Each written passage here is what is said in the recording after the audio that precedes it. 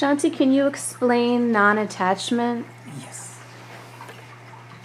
Non-attachment is not totally understood.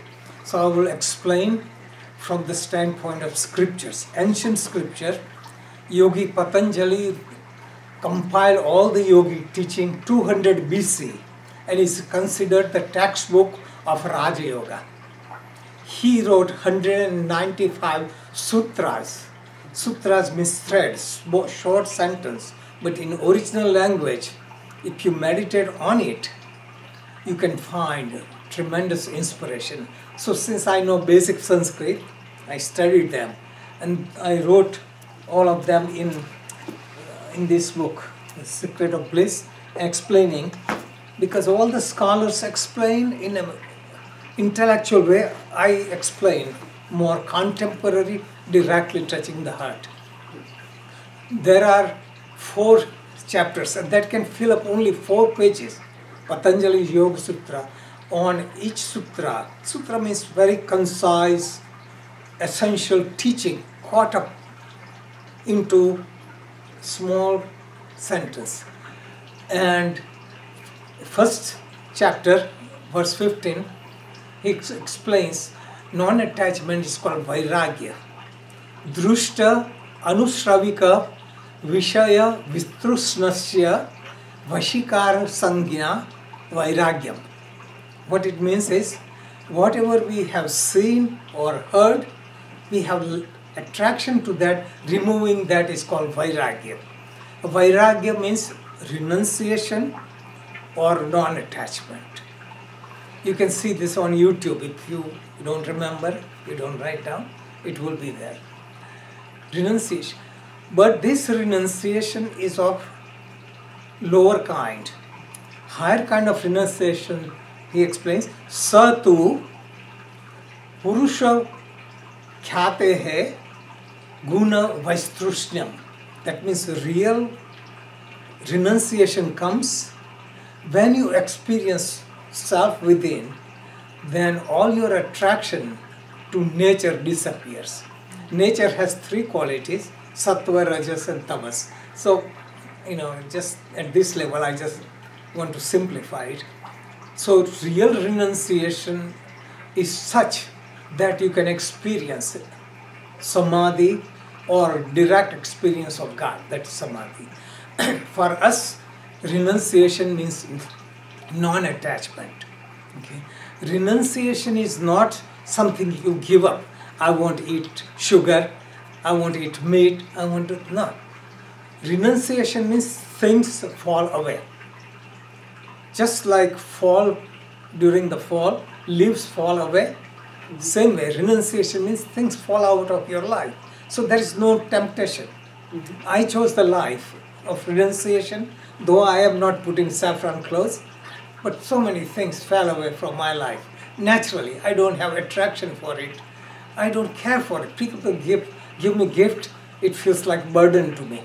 Okay. Renunciation is not forcing or not giving up. So how do you explain renunciation as non-attachment? Renunciation means not running toward pleasure and not running away from pain. So all of us run toward pleasure and run away from pain. So what does that do? Running away. Basically you run toward or away from it is still running, isn't it? So what is renunciation? What is non-attachment? You don't run.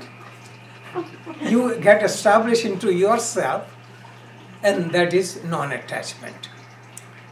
So then non-attachment, what is non-attachment? Somebody asked a question yesterday about ego, and then I explained what ego is, and same thing I can explain what attachment is. So in a simplified form, in a capsule form, I prepared this chart long time ago and I use it because it covers entire essence. And especially those who are open-minded, so they are not stuck on religious dogma, it will be ideal. So Brahman or Supreme Consciousness is all, which is all pervading everywhere. same supreme consciousness reflects within our heart is called Atman. Atman and Brahman is identical. Atman exists in all living creatures, ant or elephant. Okay? But all of us are covered up by three layers: causal body, astral body, and gross body. Causal body means consciousness, astral body is mind, gross body is our physical body. Then we are caught in the world. Caught in the world, possession of the material things, possession of people. That is something more tangible, things you can hold on. Children you can hold on. But intangible thing is my country, my religion, my dogma, my race, my culture. They're abstract. You cannot hold on my religion. It's just the concept. So these are all attachments. What is attachments? Attachment is like a burden. If I have a string and I'm attaching it to 40-pound bag, wherever I go I'm taking a 40-pound bag, right? If I have lighter bag, it's easier to carry. But if I cut the strings, I have no burden. Understand non-attachment? Like breaking away.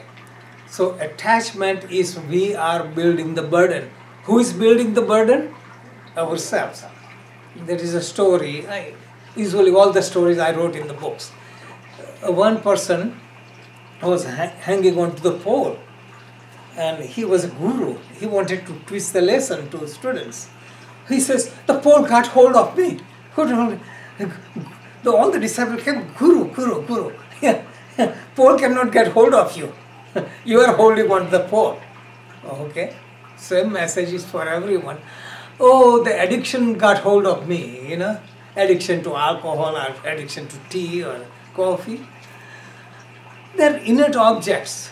They cannot hold on to you. We are getting hold on to this. So non-attachment, I want to explain. Non-attachment is first to the things, belief. We don't possess anything. We mentally connect. Also, I want to bring out the concept of subject and object. Okay? This I put in the book, but sometimes I have to explain more. What is subject and object? Really, to understand it, that we are real, world is illusion. Now, how can you say world is illusion? It's a simple example. I see all of you, right? I close my eyes, I don't see you. What is real? My eyes are real, right? You are real only when I open my eyes. Same way, look further. My eyes are open, I see you, but my mind is blocked. My eyes are open, I don't see you. So mind is permanent and sense organs are not permanent, just like seeing, hearing. But again, I'm seeing you, my eyes see, my mind reflects it, but mind changes. And what I see different thing from time to time. So what is permanent? Mind is not permanent. There is something is more permanent than that, and that is consciousness. So if you go to the level of consciousness, it is permanent. We are permanent, and that is our nature. We are created in the image of God or Brahman, and Brahman has three qualities: Sat, Chit and Anand. In short, Sat means eternal existence. Eternal existence means Supreme Conscious was never born, will never die. It is always there. Just to understand space, when was space born? What is the limit of space? When would the space die? Everything happens in the space.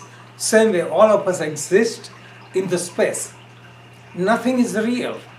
Nothing is real because everything is changing.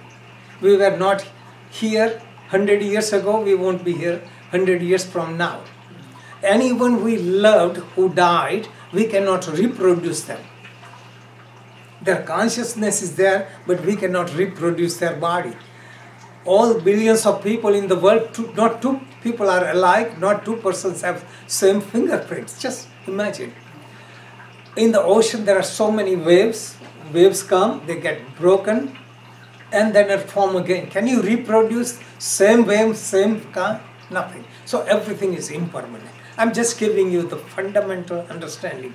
If you realize everything is changing, only thing permanent is I am, you will let go of all the burdens.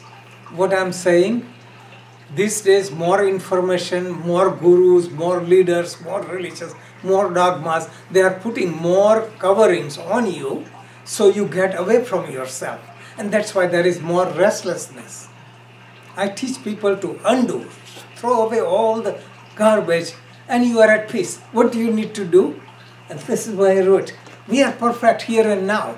We had to just to wake up. If you have a nightmare, in the dream, how do you solve the problem?